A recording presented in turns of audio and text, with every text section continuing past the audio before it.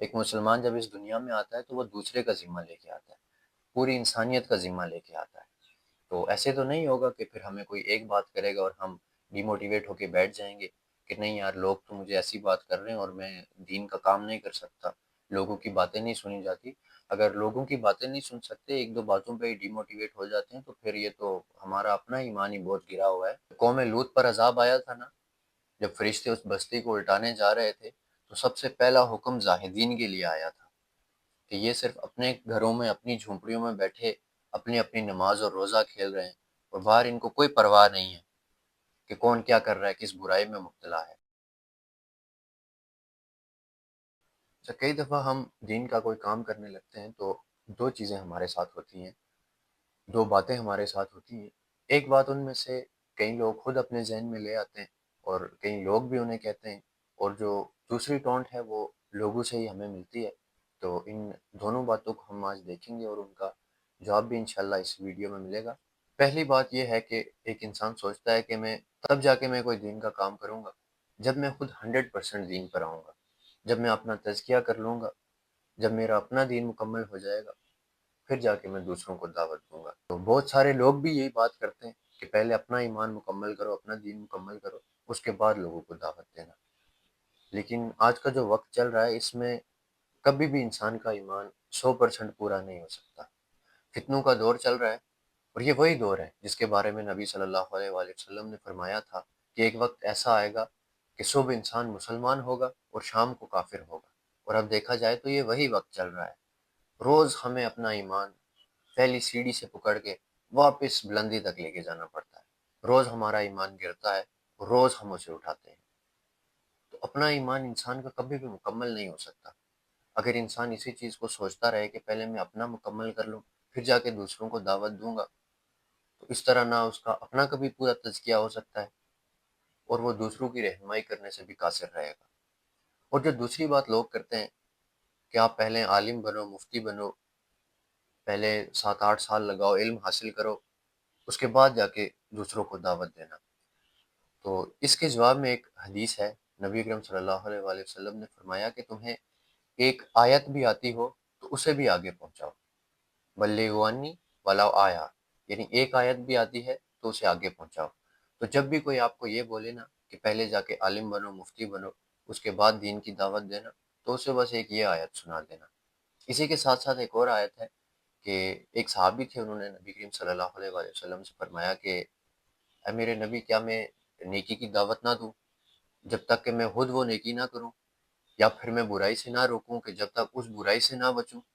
تو اس پر نبی صلی اللہ علیہ وآلہ وسلم نے پتہ کیا جواب دیا؟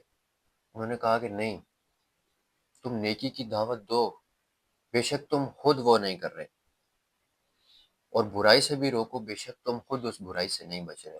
اب اس کا فائدہ یہ ہے کہ جب انسان دوسروں کو دعوت دے گا تو اسی کے ساتھ ساتھ اس کا خود اپنا بھی تزکیہ ہوتا رہے گا۔ وہ جب دوسروں کو دعوت دے گا تو اللہ اسی کی اسی نیت کی وجہ سے اس کے اندر بھی ایمان عطا کریں گے۔ تو جب بھی کوئی آپ سے یہ بولے کہ تم پہلے مفتی ہو جاؤ، پہلے علم حاصل کرو، اس کے بعد دعوت دینا، اس سے کہیں کہ جب میں نے کلمہ پڑھ لیا تھا، جب میں مسلمان ہو گیا تھا، تو میں صحابہ کی ٹیم میں شامل ہو گیا تھا، اور تب سے ہی جب میں مسلمان ہوا تو تب سے یہ مجھ پہ فرض ہو گیا تھا کہ میں اپنے دین کی دعوت دوں۔ اس لیے یہ کبھی بھی نہ سوچیں کہ آپ پہلے اپنا دین 100% مکمل کریں گے، خود نیک اور پاک ہو جائیں گے، اس کے بعد دوسروں کو دعوت دیں گے۔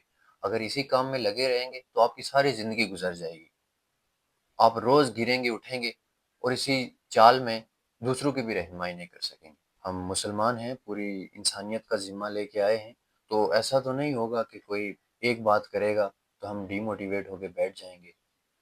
جب اللہ کی امانت لے کے اس دنیا میں آئے ہیں تو پھر آگے جو بھی آئے، پھر خاموش نہیں رہنا۔ جو بھی آگے آتا ہے اسے بولیں بس میں اپنا اللہ اور اس کے رسول کو چیز کر رہا ہوں، آپ جو بھی بولیں آپ کی باتوں سے مجھے کوئی فرق نہیں پڑنے والا، میں مسلمان ہوں اور میں دین کا کام کرتا رہوں گا۔ ایک آیت بھی مجھے آتی رہی تو میں اسے آگے پہنچاؤں گا۔ اگر ہم صرف اپنی نماز اور اپنا روزہ ہی کھیلتے رہیں گے تو ساری عمر ایسے ہی گزر جائے گی، ہم اسی پستی میں رہیں گے۔ آپ اپنا کام بھی کریں، ساتھ ساتھ اپنے دین پر بھی کام کریں، اور ساتھ ساتھ لوگوں کو بھی اس کی دعوت دیں۔ اور جو لوگ صرف اپنی نماز اور اپنے روزے کی فکر کرتے ہیں نا، جو ساتھ میں لوگ گمراہ ہوتے ہیں، جب حساب کا وقت آتا ہے تو ساتھ میں وہ بھی جہنم میں دھکیلے جاتے ہیں کہ تم صرف اپنی نماز اور اپنا روزہ کھیل رہے تھے، بلکہ تمہارے جو پڑوسی تھے، تمہارے گرد جو لوگ تھے، وہ برائیوں میں مبتلا تھے۔ جب قوم لوط پر عذاب آیا تھا نا، جب فرشتے اس بستی کو الٹانے جا رہے تھے، تو سب سے پہلا حکم زاہدین کے لیے آیا تھا کہ یہ صرف اپنے گھروں میں، اپنی جھونپڑیوں میں بیٹھے اپنی اپنی نماز اور روزہ کھیل رہے ہیں، اور باہر ان کو کوئی پرواہ نہیں ہے کہ کون کیا کر رہا ہے، کس برائی میں مبتلا ہے، تو سب سے پہلے ان کو جا کے مارو۔ تو اس عذاب سے آپ یہ سیکھیں کہ اگر آپ صرف اپنا نماز اور اپنا روزہ کھیلتے رہیں گے تو جو عذاب آنا ہے پہلے وہ پھر ہم پر ہی آنا ہے، کیونکہ ہم صرف اپنا کھیل رہے تھے، کیونکہ ہم صرف اپنی نماز اور اپنے روزے کی فکر کر رہے تھے، دوسروں کی نہیں۔ ایک مسلمان جب اس دنیا میں آتا ہے تو وہ دوسرے کا ذمہ لے کے آتا ہے، پوری انسانیت کا ذمہ لے کے آتا ہے۔ تو ایسے تو نہیں ہوگا کہ پھر ہمیں کوئی ایک بات کرے گا اور ہم ڈی موٹیویٹ ہو کے بیٹھ جائیں گے کہ نہیں یار، لوگ تو مجھے ایسی بات کر رہے ہیں اور میں دین کا کام نہیں کر سکتا، لوگوں کی باتیں نہیں سنی جاتی۔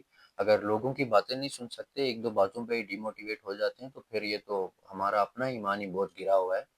تو جو بھی راستے میں آتا ہے، جو بھی کوئی کچھ کہتا ہے، اس کی بات کو چھوڑیں، آپ اپنا کام کرتے رہیں۔